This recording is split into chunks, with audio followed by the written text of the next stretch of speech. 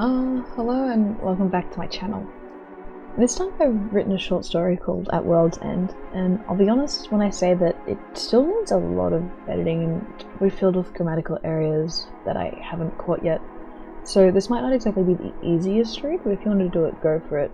I'll fix it up at a later date, but anyway, I still wanted to talk about the process I went through writing this, if that's something you're interested in. If it's not, you can just read it or leave, or watch something else which actually has been finished. But anyway, first thing I should mention is that I really wanted to try and tackle the eldritch horror genre by having a godly being either forced to reside or choosing to reside in the form of a human girl. I also really wanted the story to take mostly place in a playground, reflecting how people's attitudes to the space change with both the time of day and age. Plus, I think there's something really just so good about discussing life on a swing set with someone else. I think that's a pretty common thing though, I'm not, you get what I mean. Anyway, with that out of the way, I'm going to get into some of the metaphors and general plot of the story. Starting off, this story is fragmented with full enters happening to represent different times in Katie's life. The start of these new moments are always super poetic and mention the age of the two girls, the colour of the sky, and a reflection about, well, it's kind of up to you about what that extra poetic stuff can be interpreted as, because it varies a lot. I think repetition is a good way to create unease in stories, especially when the narrator is almost trying to tell you that something is what it isn't. Do you know what I mean? Like mentioning the ages once is fine, and specifying that she is human is, I guess, also fine, but repeatedly doing it, whether or not it's true, always creates a sense of doubt, at least in my opinion. And I really want to emphasize the wrongness of every character except for her two friends at the end of the story, in order to try and create a sense of foreboding of they aren't what you're being told. Judas, I think, is the one that does it best, because she's the second character in the story we're introduced to, and she's the girl that Katie talks to at the playground who can never leave the swing set. And yes, I did decide to name her after the guy who betrayed Jesus, which, tough luck to Jesus, but I was also considering naming her Brutus after the other, the great betrayer name that, was pretty common. But I just think Judas sounded better for the story, and the connotation just added the tension. If you're a bit confused by that, I feel that Judas really created tension because most people recognize that name and associate with the betrayal, whether they know the Bible or not.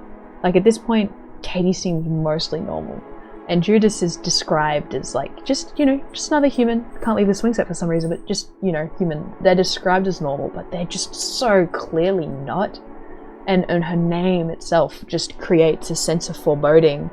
And she is a Chekhov gun, because you know that she is going to do something, and that you kind of get the feeling that whatever she's going to do is probably not going to be the best thing, and you could argue that she does or doesn't live up to that expectation, but she is the reason that the end of the story happened in a way.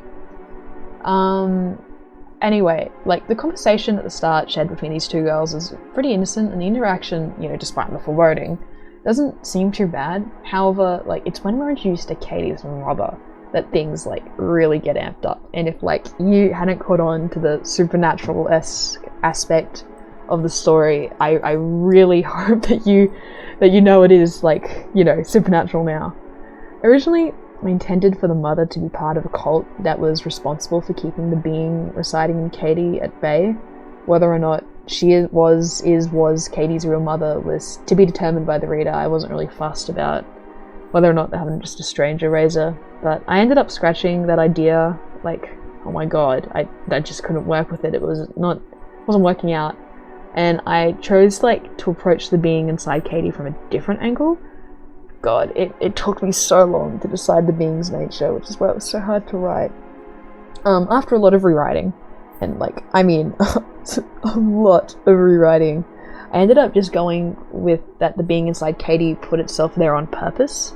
It trapped itself in a mortal form for a reason not really known until the end. The being is just, as far as you're concerned, we are concerned, is just obsessed with being normal and just acting like everyone else.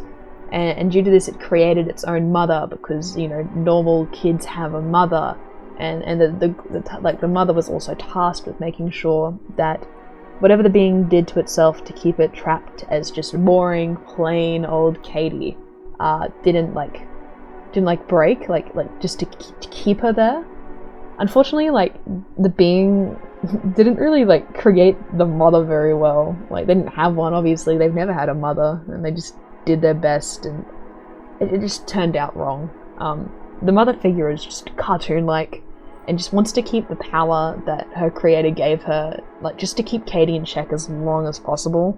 That's why she created the therapist, to try and help her, in order to drive Katie as far away from Judas as possible.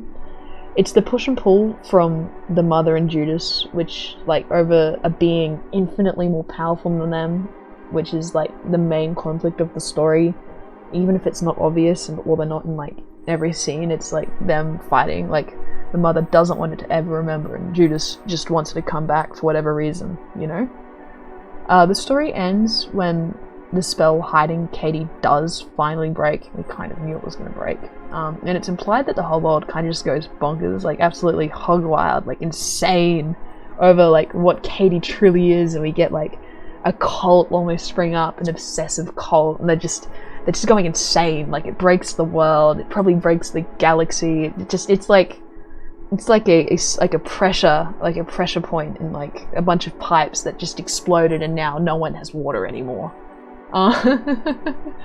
Anyway, I also at the end of the story really tried to manipulate space by having Katie ascend back into a higher state of being while watching her lower counterparts react to the mess that has been made. I do that really cool, super circular narrative thing as she and Judas sit on a cosmic swing set and discuss why Katie did what she did and why she didn't want to come back. The thing that called itself Katie, like, reluctantly admits that she did it because she was lonely, and she discusses this as she swirls her foot in a sand pit, which is the universe, smoothing the sand and essentially like just resetting things, you know, like making it so that everything that happened didn't really matter, because she just changed it anyway. It's fickle like that, something about it. You get what I mean? Anyway, like, there's so much stuff that like I've probably missed, because like I don't want to go too into detail, because I don't really believe in like an author sharing every single little thing about their work. Like, I'll share the big stuff that I think, you know, because it's cool and I put a lot of effort into thinking about it and creating it, but like I don't really want you guys to interpret your own thing. So like please like just click on the description of the short story, give it a read. I understand it's probably a bit shit right now and I need to fix it, but like give it a read. Comment like anything that you thought like adds to what I've said, or like honestly like disregard everything I've said and just create your own meaning about what you think is happening in the story. Like I don't know. Anyway, thank you for the time watching this video. Feel free to check out my AO3. It's the same as my YouTube channel username. And goodbye. Thank you. Bye.